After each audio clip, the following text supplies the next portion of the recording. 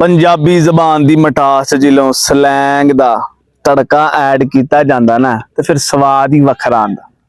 सलैंग पंजाबी जबान च तुसीं समझ लो जिस तरह लस्सी दे विच मक्खन नहीं हुंदा, हाय हाय इसलिए बंदा कहंदा चक दे फट्टे हैं वे मिठिया। ये वो लफ्ज ने जिहड़े साडे अंदर सुत्ती दी पंजाबी नूं जगांदे ने। सलैंग तो बगैर पंजाबी जबान इंज ही है जिवें बिना चीनी तो चाह आ।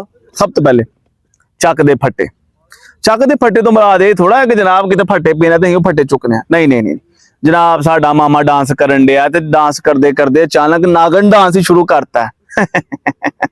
अहीं फिर मामा जी नूं होर चुकन वास्ते की कहांगे कि मामा जी चक दे फट्टे हैं। साही जनाब ट्रैफिक च फस गए हैं या अहीं कोई बड़ी कोई वजनी चीज चुकनी है तो साडा बेली सानू मोटिवेट करने वास्ते आखेगा चक दे फट्टे। फिर आंदा जी बल्ले बल्ले। बल्ले बल्ले हुंदा जनाब निक्की निक्की जिहड़ी कोई चंगी गल हुंदी है ओहदे च खुशी दा इजहार करने वास्ते। मां दे बनाए सारे परौंठे खा गए हैं, बल्ले बल्ले। इम्तिहान च कामयाब हो गए हैं, बल्ले बल्ले। इलेक्शन जित गए हैं, फिर तो वैसे ही बल्ले बल्ले। आगे आंदा जी ओए होए इहदे बड़े मानी। किसी ने जनाब चंगा सूट पाया, ओए होए कोई नाले च डिग गया, ओए होए किदा सींडल वगन दिया, ओए होए। एक ओए होए ऐसा जिहदी मैनू समझ नहीं आई, और चाहत फतेह वो केड़ा भला, ओए होए ओए होए ओए होए ये वाला। भरा जी की हाल चाल, ये बड़ा कोई तरीखी जुमला। इहदा हर कित मानी नहीं गई, सिर्फ इस नाल हाल ही पूछना है ना। किसी ने साडे पैसे देने तो की कहना है, भरा जी की हाल चाल। कोई गलत काम करना फड़िया गया तो उत्ते ही पहुंच गए हैं, भरा जी की हाल चाल। इनकी बड़ा खूबसूरत जुमला है जनाब। ओपरे बंदे ने भी जनाब बंदा अपना भरा कह लेंदा, भरा बना लेंदा। अगे जुमला कैंट है, एक लफ्ज है कैंट। कैंट मोर, जिस मोर बड़ा कैंट हुंदा। बंदा ते छावां आला हुंदियां ने। कोई वैसे कोई चंगा लगन दिया गड्डी है ते बहुती चंगी गड्डी कैंट, बहुता चंगा सूट कैंट, बहुता चंगा मोबाइल कैंट। अगे आंदा बादशाह जुगाड़ है। बंदा जनाब तुसीं पंजाबियां नूं वेख्या है बड़ी बड़ी शै याद करदे ने। अपने पिंड दे आले दुआले करके बंदा नजर घुमाए ते हर पासे जुगाड़ ही लभण दिया हुंदा।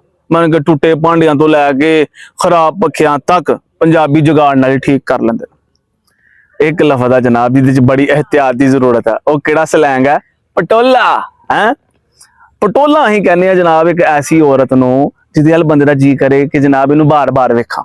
लेकिन इस लफ्ज का इस्तेमाल इंतहाई एहतियात और मुनासिब फासले ते रख के करना, नहीं तो हवाई चंड कित्थों आ जानी कोई पता नहीं लगता। खैर मुंह ते मुस्कुराहट रख के बंदा अपनी घरवाली नूं कह सकता है तुसीं ग्रेट हो। हाय सज्जना ने सारे समोसे खा के ते बिल सानू फड़ा देता, फिर असी की कहना है कि जनाब तुसी ग्रेट लै दे जाएगा। तुहाडा जनाब एम्पलाई है तुहाडे नाल काम शाम करन दिया ते काम खराब ही करन दिया ते तुसी की कहोगे उस्ताद तू ते लै दे जाएगा।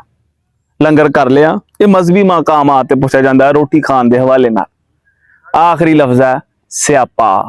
चाबियां गुम गईयां स्यापा, नाली च पैर पै गया स्यापा, बत्ती जल गई स्यापा।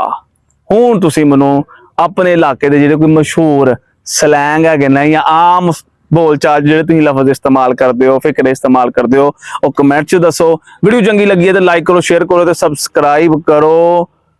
मिलते हैं अगली वीडियो च, तद तक हंसते रहो बसते रहो।